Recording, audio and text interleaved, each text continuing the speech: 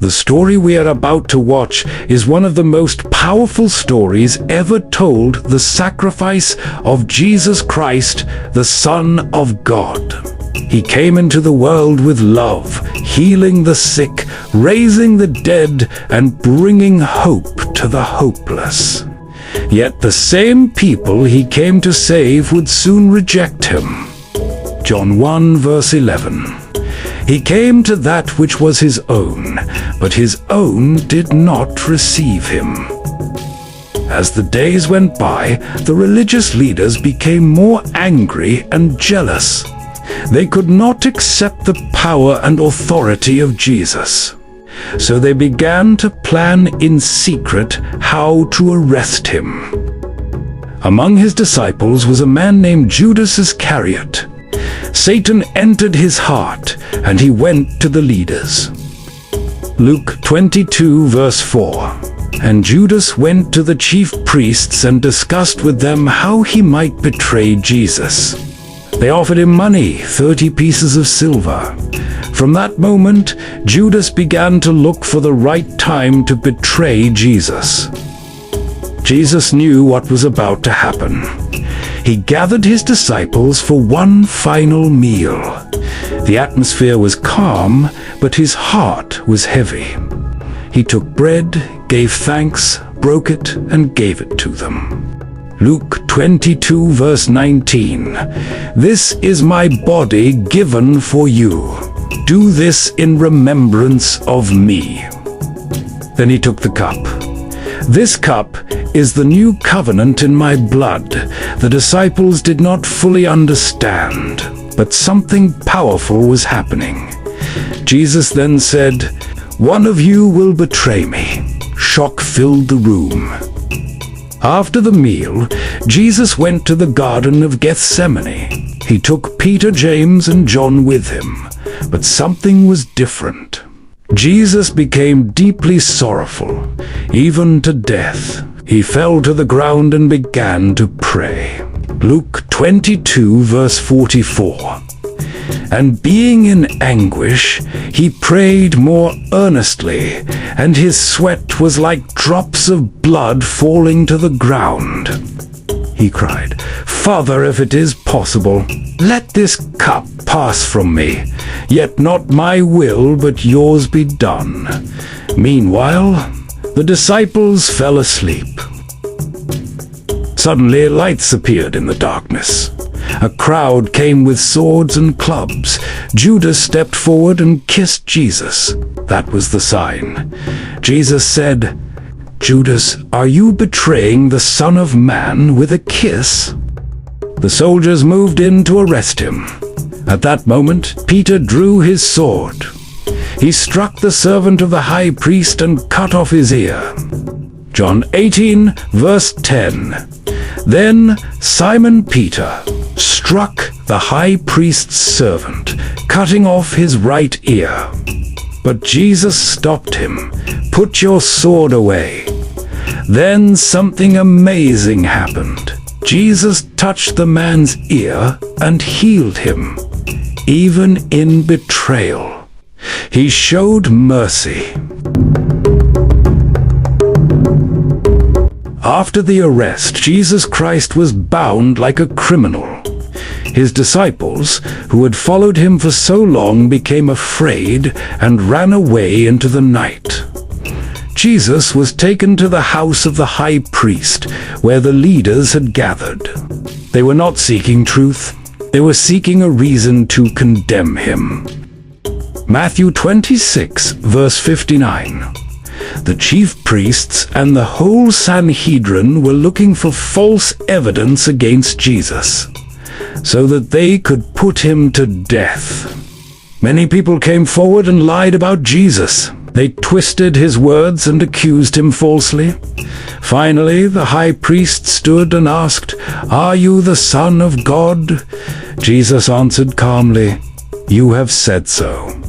At that moment, they became furious. They shouted, condemned him, and began to mock him. Matthew 26, verse 67. Then they spit in his face and struck him with their fists. They blindfolded him and said, "Prophesy, who hit you?" Outside, near the fire, stood Peter. A servant girl looked at him and said, "You were with Jesus." Peter became afraid. "I don't know him," he said. Again and again he denied Jesus 3 times. Then the rooster crowed. At that moment Jesus turned and looked at Peter. Luke 22, verse 61. The Lord turned and looked straight at Peter, and he went outside and wept bitterly. Peter broke down and cried. Early in the morning, Jesus was taken to Pontius Pilate. Pilate questioned him, "Are you the king of the Jews?" Jesus replied, "You have said so." Pilate saw no crime in him, but the crowd kept shouting louder and louder, "Crucify him! Crucify him!" Luke 23, verse 23. But with loud shouts they insistently demanded that he be crucified. Pilate tried to release Jesus, but the crowd chose a criminal instead. They demanded Jesus be killed. Seeing that he could not stop them, Pilate washed his hands. "I am innocent of this man's blood," he said, and Jesus was handed over to be crucified. The soldiers took Jesus away. They stripped him and beat him mercilessly. They placed a scarlet robe on him. Then they twisted together a crown of thorns and pressed it into his head. They mocked him, bowed before him, and said, "Hail, King of the Jews!" They spat on him and struck him again and again. Weak, wounded, and bleeding, Jesus was forced to carry his cross. Step by step, he walked toward the place of execution. The weight was too much. He stumbled and fell. A man named Simon was forced to help carry the cross. John 19, verse 17. Carrying his own cross, he went out to the place of the skull. The crowd followed, some mocking, some crying. They arrived at Golgotha. There they nailed Jesus to the cross, his hands, his feet pierced. The cross was lifted high, and Jesus hung between 2 criminals.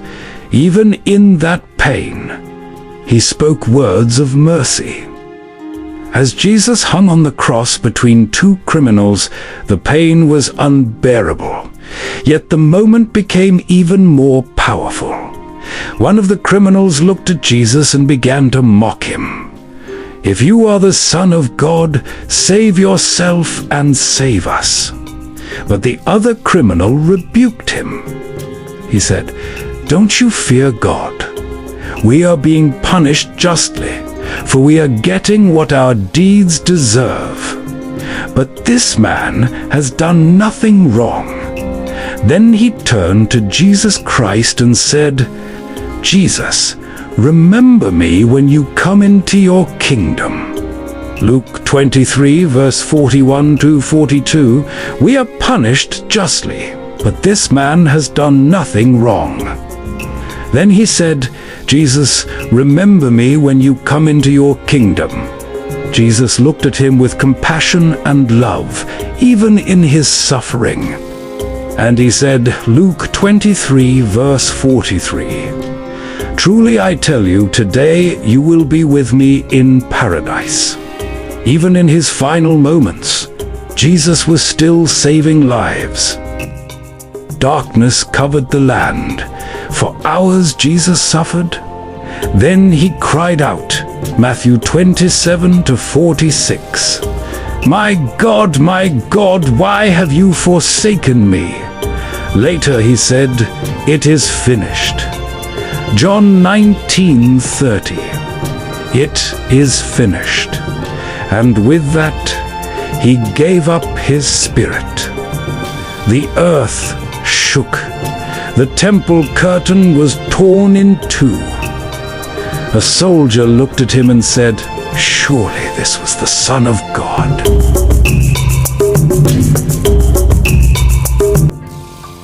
A man named Joseph of Arimathea asked for the body of Jesus. He wrapped him in clean linen and placed him in a new tomb. A large stone was rolled in front of it. Matthew 27, verse 60. He rolled a big stone in front of the entrance to the tomb and went away. Guards were placed at the tomb. Everything seemed finished, but this was not the end.